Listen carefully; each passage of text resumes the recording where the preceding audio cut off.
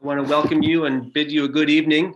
My name is Mark Smith. I am the Executive Director of the Mary May Binney Wakefield Arboretum in Milton, Massachusetts, and we are a member of the Blue Hills Climate Action Coalition, which is a new coalition made up of groups in and around the Blue Hills who have decided to work together on climate issues. And one of the things that we've done in the last year is put together two speaker series. The first one we had in the fall, and then this one right now, that looks at the local impacts of climate change and what groups in the Blue Hills are doing about it. As you see on your screen, the members of the Blue Hills Climate Action Coalition are there. I'm not going to read the whole list. I will say that we have two new members, and those are the Southwest Boston CDC in Hyde Park, and also the organization called Keep Hyde Park Beautiful. We're very happy that they're joined the coalition.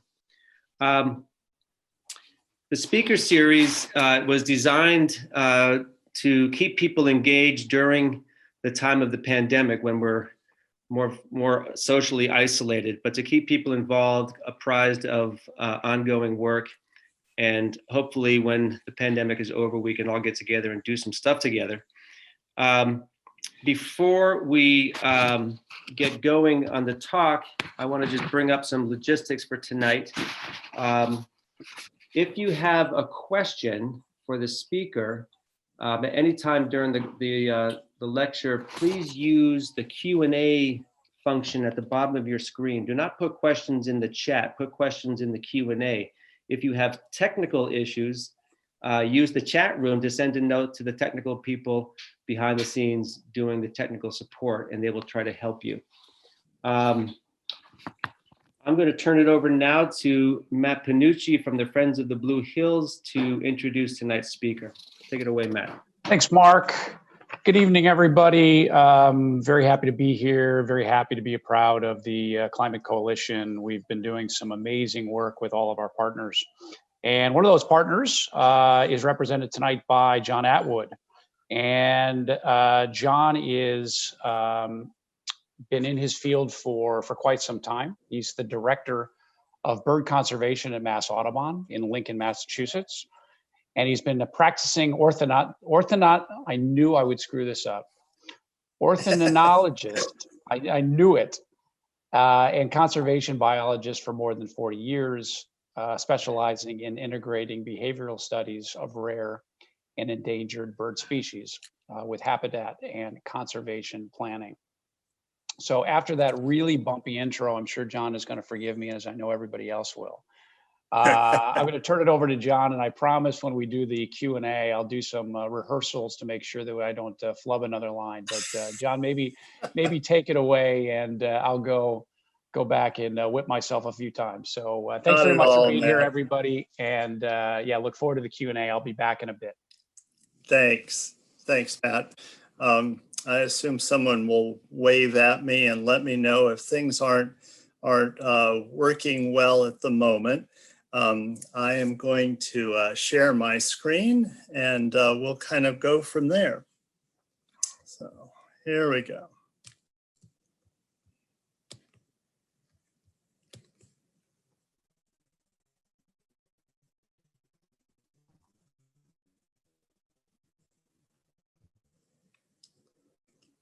Let's see. There. I am probably even less of a climate scientist than I am an ornithologist or whatever it was that Matt was stumbling through. I've worked on birds for a long time, and this is a really important topic that I'm going to be trying to tell you a little bit about tonight. I intentionally wanted to kind of make this presentation a little bit short and open-ended so that we will hopefully have time at the end to try and answer. I will try to answer your questions. So we'll just kind of go from here.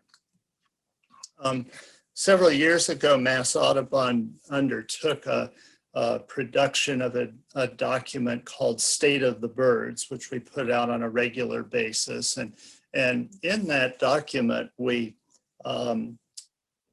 particularly focused on the question of how climate change would affect birds in Massachusetts.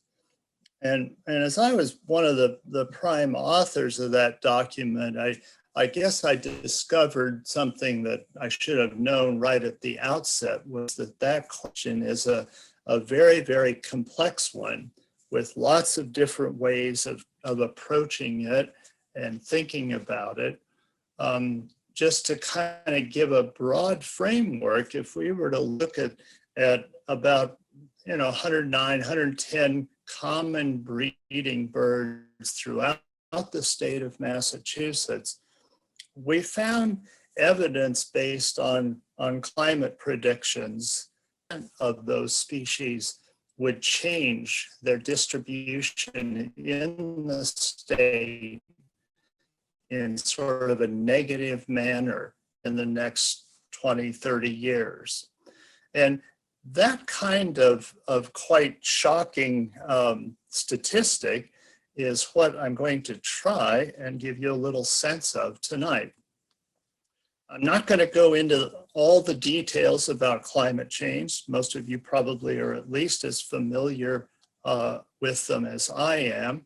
I'm going to kind of concentrate on three particular changes that result from excess greenhouse gas in the atmosphere: more hot days, increased degrees of extreme precipitation events, and increased sea level rise. And those things are more relevant to the Blue Hills area than others, but I need to kind of put this at least in this sort of broad context.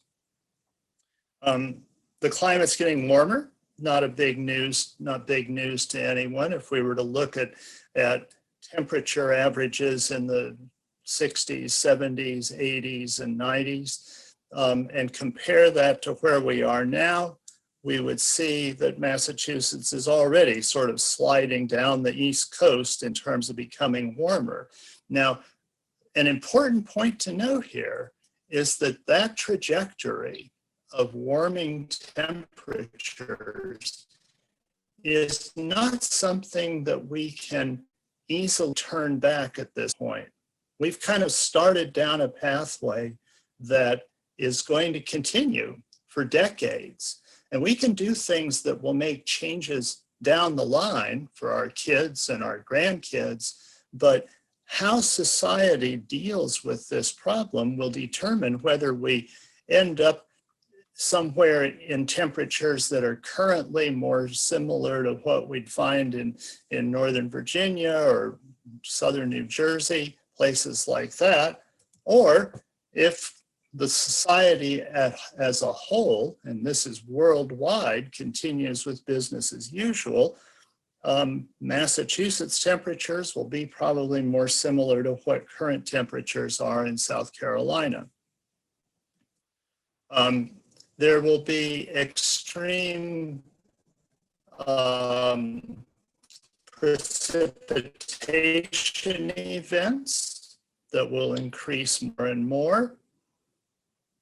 And as a result of those factors and others, sea levels will rise. And in the Boston area, that's probably the thing that you hear about most as a change in climate, is that sea levels will go up in 2050, for instance, here in the middle of this graph, as much as 7 inches or maybe as much as 1.5 feet. So we could be looking at substantial increases in sea levels right in our neighborhood. Now, all of those changes, and some that I haven't mentioned, are going to trigger ecological shifts that will affect bird populations at all sorts of levels, locally, regionally, continentally, and at international scales. And so I'm going to kind of give you some examples of some of those sorts of changes that I think we are likely to see in bird populations. And then I want to close with some suggestions, very specific practical suggestions that make sense for the Blue Hills of things that we can do to kind of address those problems. Hey, John, maybe I could just interrupt real So quick. I mentioned coastal flooding. Yeah. Yeah, maybe go ahead and turn your video off. Yeah. We're getting a little bit of a choppy audio, and I think it might help to preserve your bandwidth. Okay. Let's give that a shot. Do that. Thanks. Yep, thanks. All righty. I'm also wondering, are you seeing on the screen this list of icons at the very top of the slides? Does that show for you or not? No. Okay, so I'll just ignore it, the fact that it's blocking out the top part of the slide. I will pay no attention to that. So with increased flooding, obviously one of the things that happens under that sort of scenario with birds that we hear about in the Globe and other press situations all the time are beach nesting birds that basically are going to end up underwater. Piping plovers have become kind of a focal hot button issue as far as endangered species in the Northeast are concerned. And many of the beaches that currently support nesting piping plovers are very likely to be inundated by that coastal flooding. But it's not just piping plovers. This funny little guy that you see off at the right of the slide, the salt marsh sparrow, is a bird that most of you probably will never see. They're an obscure brown bird that lives in salt marshes, and you have to work pretty darn hard to find them. They are probably in Massachusetts that is going to first go extinct, and I mean fully extinct, not just sort of reduced in population sizes, but disappear from the face of the earth as a result of climate change.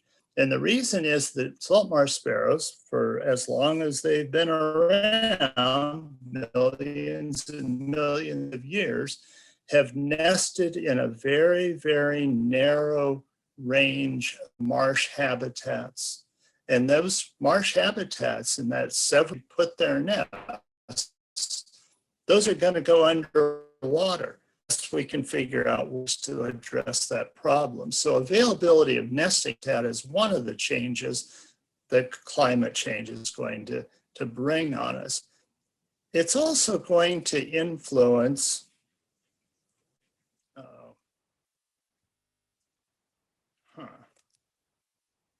There's an interesting point. It looks like I might have to start the video in order to advance my slides.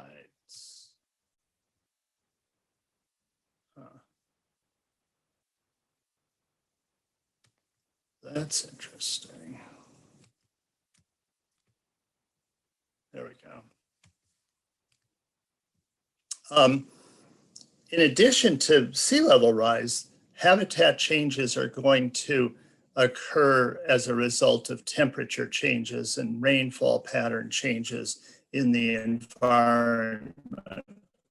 This is a bird that's probably familiar to a lot of you in your backyards. Most of them aren't quite back yet, but hermit thrushes are a common forest bird in Massachusetts. These red areas or orangish areas on the map here you'll see are all places that are sort of prime hermit thrush nesting habitat. By the time in 50 years or so, the areas that are from a temperature and rainfall pattern suitable for hermit thrushes really are going to be shrink a lot in Massachusetts. Now, it's important to notice there that the birds don't have little thermometers strapped to their wings or something. They don't have their rain gauges out there, which are the two primary variables that were used in developing these two maps that I just showed. But what they do is those variables of rainfall and temperature are what dictate forest structure, forest habitat. And as the forests themselves, tree composition and distribution of those species of trees that hermit thrushes do pay attention to, some of those are going to kind of disappear. Let me back up just one quick moment so you see the current condition. Oops. Current condition. Hermit thrush is extending well down into the Appalachians through eastern parts of West Virginia, western parts of Virginia. But in the future, and not too far down the line, we're looking at a situation where they will be restricted just to the higher elevations and may restrict their distribution in Massachusetts. There's also big changes that climate can bring on productivity of birds, as far as how many young they're able to produce year after year after year. Warmer temperatures oftentimes can cause earlier nest starts, which at first glance might not seem to be a particularly bad thing. But those earlier nest starts mean that if there's fluctuations like a sudden cold snap or something like that comes along, that can cause real problems. Just for one sort of depressing example, in New York a few years ago, there was a single cold snap that came a little bit in the middle, came in the middle of the breeding season. In other words, at a time when it normally wouldn't, relative to when the birds themselves were nesting. They killed about 70% of the baby tree swallows in that study. So breeding productivity can be affected real dramatically. Now, there are also some species that increased temperatures, milder winters, things like that, may not be a bad thing. You're all familiar with northern cardinals, and many of you probably know red-bellied woodpeckers. Both of these are pretty common feeder birds. And both of these birds, if you were to turn the clock back 50 years or 100 years, both of these birds would not be in Massachusetts. If you saw these birds back in the mid-1800s in Brookline or someplace like that, and there was some way that the birding community could be told that there was a cardinal in the Blue Hills, you'd have birders from all over the state heading there to see this super rare bird. Well, now they're not rare at all. And most of the reason is probably because these species are expanding their range. And the mechanism by which they do that is that they survive better over the winter. So overwinter survival is one thing that's likely to be changed for some of these species. This is not in Massachusetts, but it is a bird that we do have in Massachusetts. This smear of birds see on this screen here is a photo of purple martins. And many of you probably are familiar with purple martins, even though you may not have them regularly in your backyard. They're sort of a large swallow. And during fall migration, these birds sort of move south during the into the southern part of the country and end up preparing to continue their migration. They kind of pile up in areas such as the southern Texas coast. And so Houston Audubon, for instance, actually has makes a business out of taking people to see this spectacular show of purple martins concentrating in their area. But to pull this back to the climate change issue, recognize that one of the factors that I mentioned earlier that climate change triggers is these really unpredictable and strange weather events. So we see these on the news as national disasters. This was Hurricane Harvey back a number of years ago. I actually don't remember what year it was. But you see this map on the side shows the trajectory of Hurricane Harvey as it hit the Texas coast. And those darker purple areas are areas that received intense amounts of rainfall during the time period from August 24th or so. Those dark purple areas around Galveston received something like 50 inches of rain. Well, if you're a bird like a purple martin that lives entirely on flying insects, and it does nothing but rain for a solid week while you're sitting there in Houston or Galveston waiting to migrate across the Gulf of Mexico down into South America, that's a big problem, isn't it? You can see how climate change can definitely affect survival during migration. Coming to a bird that's more familiar in our backyards, the wood thrush, and this bird is one that I suspect a lot of you do have nesting in your neighborhoods and certainly are in the Blue Hills area. Wood thrushes are pretty commonly distributed throughout Eastern North America. And it's easy for us to kind of focus on conserving species like this by thinking about what kinds of habitat do they require in the Cambridge area. How can we protect them in that area? And that's all well and good. But remember that climate change is not just a North American issue. Here's a map that shows where virtually all of our wood thrushes spend the winter. And this is an active map. I'll probably run it through a couple of times so that you can kind of see what happens. Here's the wood thrushes where they breed. And then they leave that breeding area, and virtually all of the wood thrushes in North America end up spending the winter on the Yucatan Peninsula and in that northern part of Guatemala and Costa Rica area. So this is something that we as North Americans kind of need to tuck in the back of our heads, because we're most concerned perhaps with how climate change is affecting things in our backyard in countries a long, long ways from Massachusetts.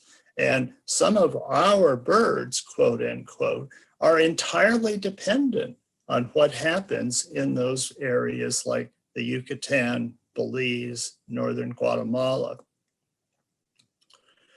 So let's go back to just this reminder that a lot of birds in our world, in Massachusetts, are going to see some changes. What can we do to kind of try and help that situation? Well, I want to hit 3 or 4 different main points that kind of address this question, specifically how we can make our yards sanctuaries.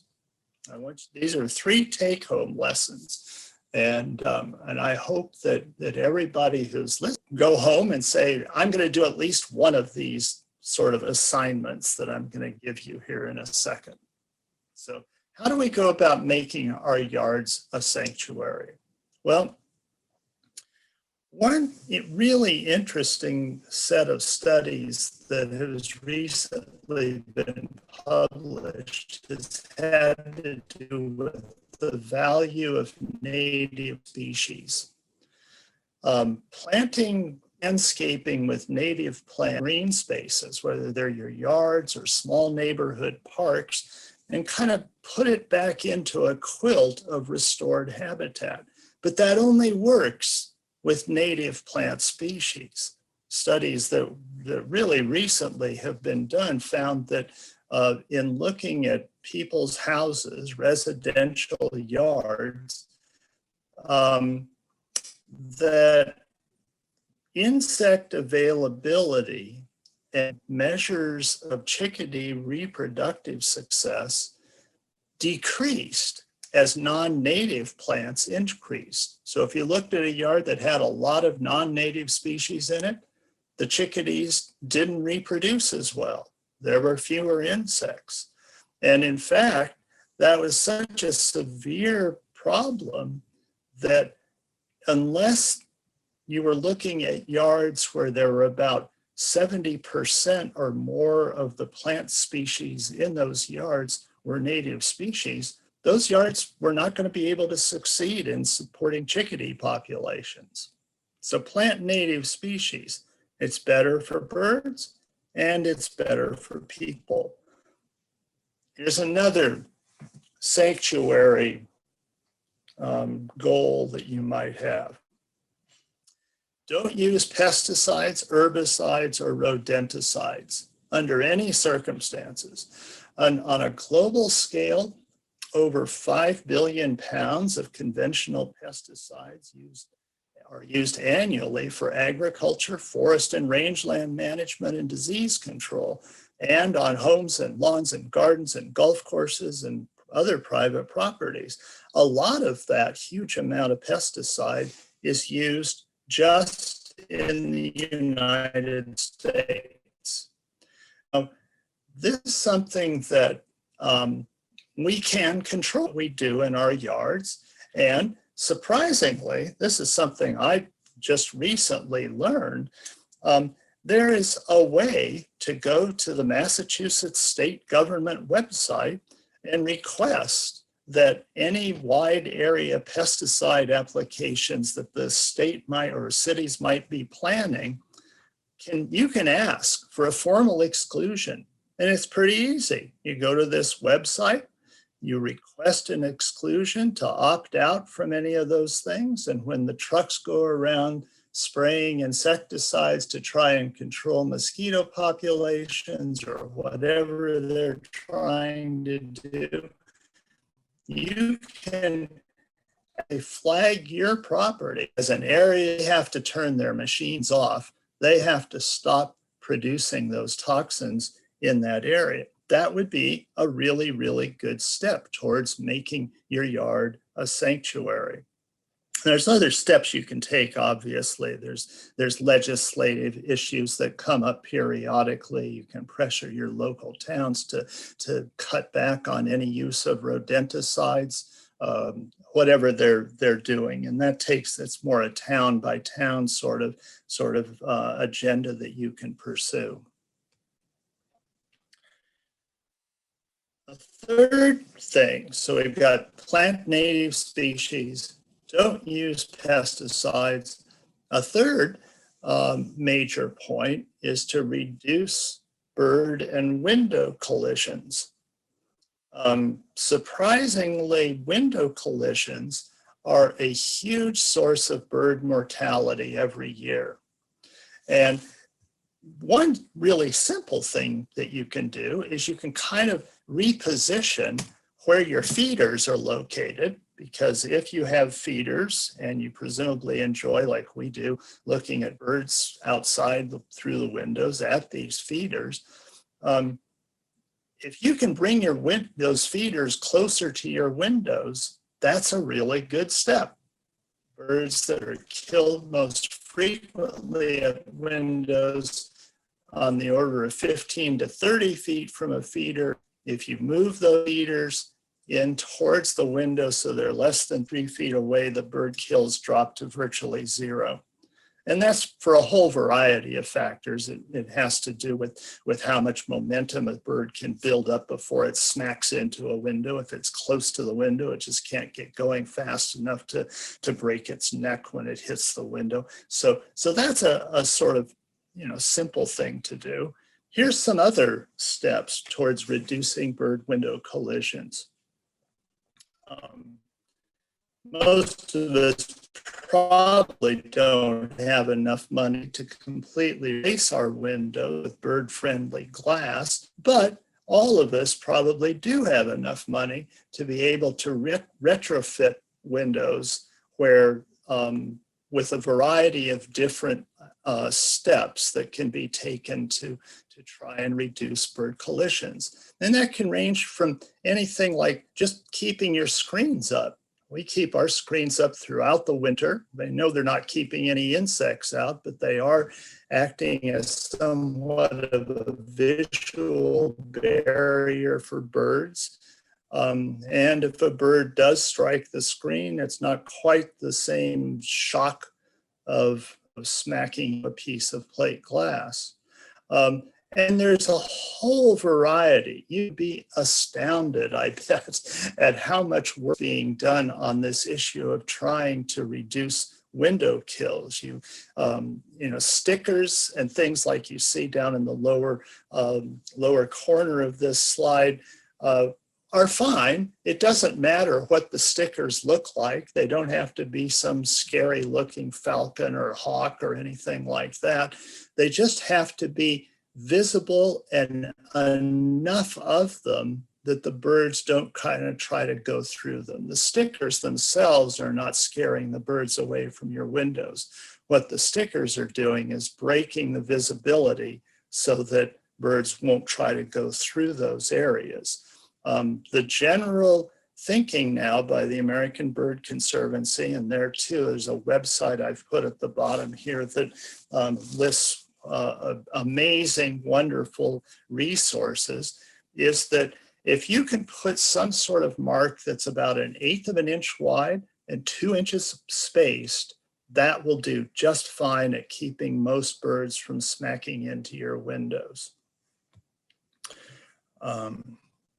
So there's lots of options there, lots and lots of options. Now, hey, John, collisions just another reminder, sorry to interrupt here, is again, maybe turn your screen off, your video off to conserve your audio feed. It looks like it clicked back on. And also to everybody that's dialed in tonight, is to please go ahead and remember to ask some questions. We're going to have some Q&A at the end. And again, you can ask those questions in the Q&A box. Thanks. So there's many causes of bird mortality, and the ones here are all associated with collisions. But there's one here that's not listed. And I'll show you that right now. Let's try to guess what it's going to be. Cats. That's right. Cats are the #1 killer by a long shot in terms of number of bird deaths per year.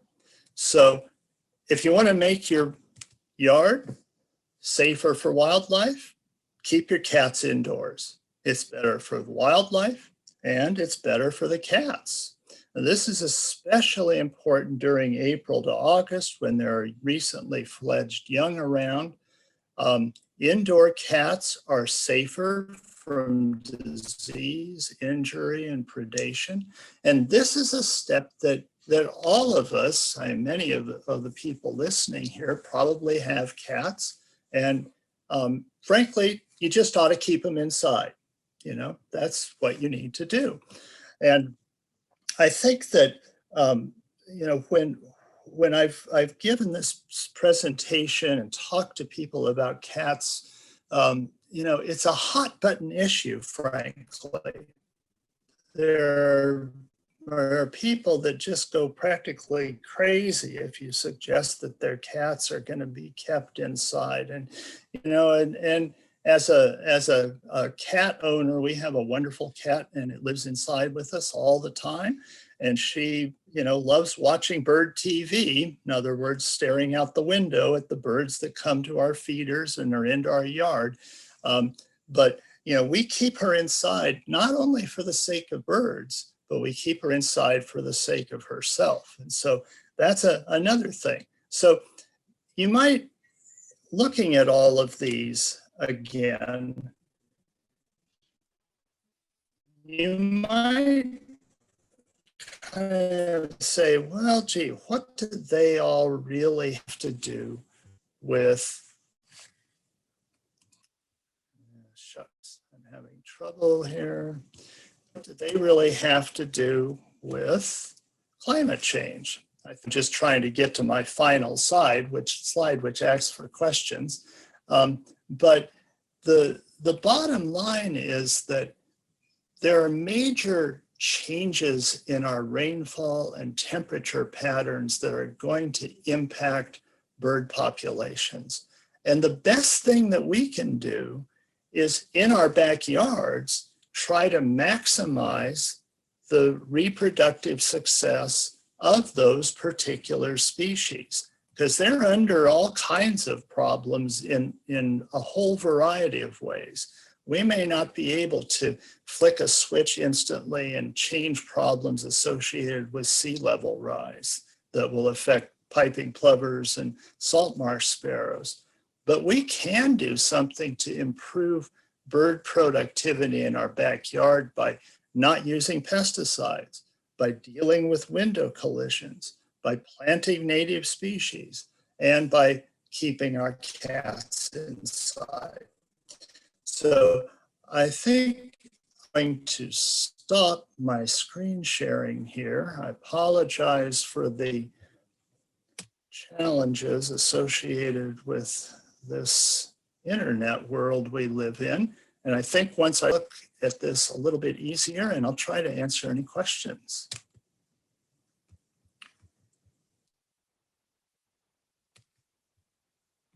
At least I'll try. There it is. There.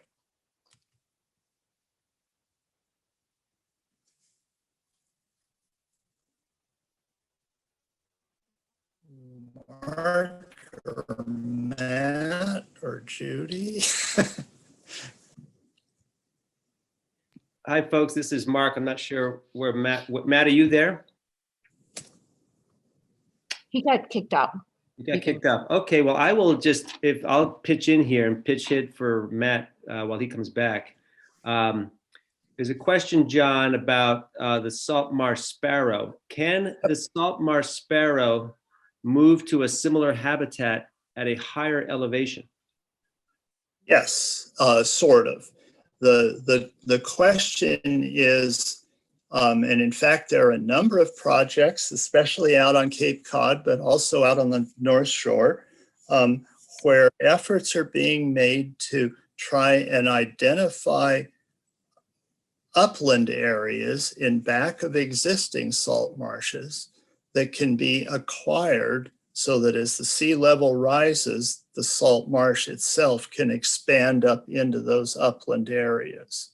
Now that's kind of a long-term process. It's something that raises the problem of whether or not there's an immediate solution and whether there's going to be any salt marsh sparrows around by the time the salt marsh itself has had a chance to migrate to those higher elevations. Plus, trying to identify higher elevations in coastal areas in back of marshes, all of you know that those are often high-priced real estate, right?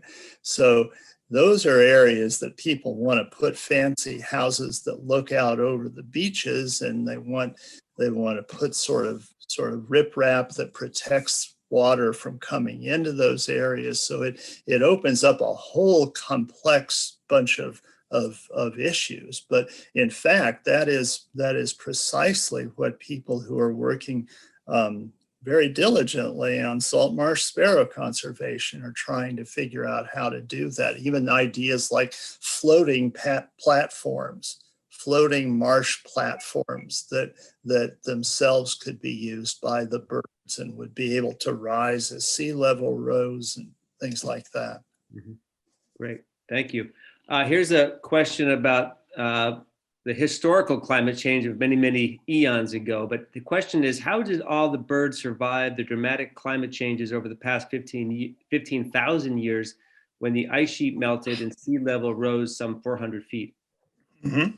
Well, that's a great question. And of course, there's the answer is that there was a lot of evolution and changes in bird populations that took place during all of that time. So in fact, most people who study bird evolution and look at existing species and how different species are similar to each other or different from each other, many of those speciation events resulted from eons and eons of changing climate associated with Pleistocene glacial events. And the thing that is different now, and I certainly don't claim to be a climate scientist, but this makes totally good sense to me, and I suspect it's correct. The thing that's different now is that these changes are happening so quickly. It's not that nature is not able to deal with changes, but it takes tens of thousands of years to respond to those changes, not a few years or decades. And so if the changes happen too quickly, basically the birds or the plants or the insects really just aren't able to respond quickly enough. And there's problems that come then. Here's a question about the piping plovers. Piping plovers nested on Wollaston Beach in Quincy, Mass. Last year, which is pretty rare. Do you know why they chose this location? No, piping plovers in Massachusetts have actually been on kind of a population increase for the last several years. In large part, that is because of really intensive monitoring and protective efforts that people have done. And as those population numbers have increased, we've started to see nesting attempts, such as at that beach, that are sort of new and new places that birds have moved into. And, you know, it raises a pretty interesting question of whether, you know, what's the best strategy of protecting species that require on these beach areas that obviously are of really huge human demand as well. I mean, these are popular places for people to go and hang out on the beach. And so can we come up with a strategy that both protects birds and at the same time tries to make those beach areas as available as possible to the human population? And it's an exceedingly tricky question. I used to live down near the town of Plymouth, and Plymouth Beach was a hot button for many years of how to conserve birds nesting on the beach. Very, very popular public beach. Mm-hmm. And, you know, I came to think as a result of my time there that almost each beach has its own solutions. There's probably no single one-size-fits-all answer to the piping plover conflict on Massachusetts beaches. Okay. Does Mass Audubon have a list of recommended native species? I assume I think they're referring to native species of plants and sources for them. You know, I believe we do, but I frankly have not seen something that has really knocked my socks off and said, this is great, this is really wonderful. So I think that there are some sites on our website, on our website, where we at least try to get to that. It's on one of my sort of to-do lists within the organization that frankly, I think we could do better on that. I think there are many other organizations ranging from National Wildlife Federation to National Audubon Society to, you know, probably maybe even trustees of reservations, I'm not sure, that are trying to address that question. I don't think you'd have to look very hard. I'm not certain. I would love to be able to claim that Mass Audubon is the place to go for that, but I'm not certain it is. Yeah, I'm not going to say the name correctly, but there is an organization, Massachusetts Native Plants. If someone knows the exact name, they can put it in the Q&A. But there is an organization. If you just do a Google search of Massachusetts Native Plants, and there's a place out in, I believe, out toward Wellesley or out in the outer suburbs that you can buy these plants, these native species for your backyards. Yeah, yeah. Here's another question. You showed some specific examples of bird species that will be affected by climate change. Is there a percentage of how many bird species could be adversely affected? Well, it's a question of geography. When we started to do that state of the birds assessment several years ago, one of the first questions that came up was, are we only talking about Massachusetts, or are we talking about New England, or are we talking about North America? And the answers to those, where you draw the borders, where you draw the boundaries affects that a lot. In our analysis, we found that something like 20 to 30% of breeding birds within the state of Massachusetts were likely to be negatively impacted by climate change. Now, of course, there's so many unknowns with this. I mean, we're predicting 10, 15, 20, 30 years down the road. And the models and things that are created are based on all kinds of uncertainties. And so if the modelers are right, if we're looking at a particular scale that's limited just to Massachusetts, I would say something like 20 to 30% are likely to see shrinking distributions. Now, they might be increasing north of us. Mm-hmm. They might just be pushed out of the state. So, how do we describe what that's really looking at? That's why the salt marsh sparrow scenario is one that's so troubling, because that's a species that pretty much is distributed entirely from southern Maine down into, I don't know, Maryland, somewhere down in that area. And throughout that entire region, if the water levels go up, the salt marsh sparrows go, basically are flooded out. Just two comments going back to the previous question about native plants. Jessica put in the chat room that there's the New England Wildflower Society. You can look online and find them. And then Lauren suggests that UMass Agricultural School has a good native plant list as well. That sounds correct. Yeah. Here's a question for you, John. Any comments on climate change impacts to migratory birds seen here in Massachusetts? Well, again, it's, during migration, birds are experiencing a whole lot of novel habitats and things. They, if you think of what happens to an American redstart that nests in, a forest area of up near Quabbin, for instance, when it migrates south, it's going to end up in Jamaica. And it's going to cross through a whole host of different habitat types, all of which are going to be influenced by climate change. And then once it arrives on its wintering grounds, there too, climate change is going to influence what's happening on those areas. And so of those 100 or so, 109, 110 species of common breeding birds in Massachusetts, I would bet that something like maybe 30 or 40 of those are migrant species that are here with us just in the summertime.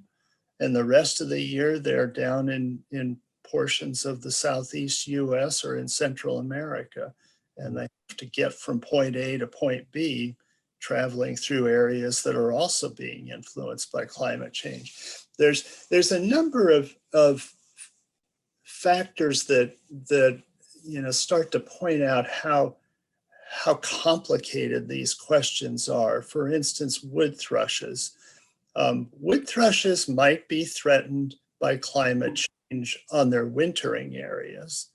They probably aren't directly influenced by climate change in the Northeast breeding area. But what is affecting climate, what climate change does affect, how climate change might affect, I should say, wood thrushes in the Northeast, is that it affects the survivorship over winter of deer populations. What do deer populations have to do with wood thrushes? Well, wood thrushes nest in sort of lower understory of forest areas, which is pretty much exactly what really huge populations of deer decimate. So as the forest itself changes under pressure from increased deer populations, reproductive success of wood thrushes might go down. And wood thrushes would also be a bird that would be very, very vulnerable in your backyards to cats or flying into a picture glass window. So that it's, how does climate change affect wood thrushes? Well, maybe indirectly via deer, but it's not like they sit there and say, oh my God, it's hot. It's just too hot. That's not how it works. I think you may have just answered the last question, which is how significant is the impact on bird habitat from overbrowsing by too many deer? It seems to have been responsible for the loss of grouse and ovenbirds in the Moose Hill in Sharon. Yep, it's huge. It's a really, really big problem. And we have deer that show up in our yard periodically. And I think they're beautiful and I really like deer, but I also, I'm torn. I'm frankly torn because, it's wonderful to have big game in your backyard, sort of. But at the same time, I also see them as something that is really problematic for maintaining habitat the way it should be. Well, John, thanks. You've given us a lot to think about. As someone who loves his backyard and has a bird feeder, and have started to really try to get native species into my backyard to support our native birds, this just gives me a little bit more ammunition to do that. I also thought a lot about Rachel Carson during your talk. She talked in her book Silent Spring, written some 50 years ago. The danger was toxins and pesticides in the environment. And my favorite bird in central Maine, we have a family place in central Maine, is the veery thrush. And it has a particular metallic flute-like whirling call, which is just stunning to hear in the woods. And I'm very, very sad to say that it's been probably 10 years since I've heard it in this one section of Maine. And who knows where they went or why they're not calling. But it makes me think about shifting locations of habitat due to warming as a possible might be. Our veeries locally here, I live in Southwest New Hampshire, and for some reason, the veeries that maybe 5 years ago were one of our more common breeding thrushes are not as common right now. And I don't really know what that is, that's possible that's a deer mediated browse situation. Veeries are long distance migrant. They go all the way down into the Amazon basin, spend the winter. So a lot can happen between here and the Amazon that could affect birds like that. That's right. Well, thank you again. You've given us a lot to think about. And I can't thank you enough for joining us this evening to be a part of this speaker series. To the other folks on the call, I just want to point out a couple things. One is that John's talk was recorded, and we will put this talk on our Facebook page and website, which is bluehillsclimateaction.org. And just as a promotion for the next two talks, 2 weeks from tonight will be April 1st, hard to believe. And we're going to talk about the climate impacts on flora, not fauna, but flora, and look at the climate impacts on diverse plant collections. And that will be presented by my organization, the Mary May Binney Wakefield Arboretum. And then 2 weeks after that, our friends at the Neponset River Watershed Association will talk about climate impacts on water in the watersheds in a warming world. And then the Thursday after that, and we'll put more information about this on the Facebook page and website, we're partnering with REI to do a webinar on tree care and tree planting as something, another thing people can do to offset or mitigate the impacts of climate by planting trees as a way to take carbon out of the atmosphere. So again, I want to thank everybody tonight for joining us. John, again, thank you. And look forward to seeing everybody 2 weeks from tonight, April 1st. Good night. Thanks, John.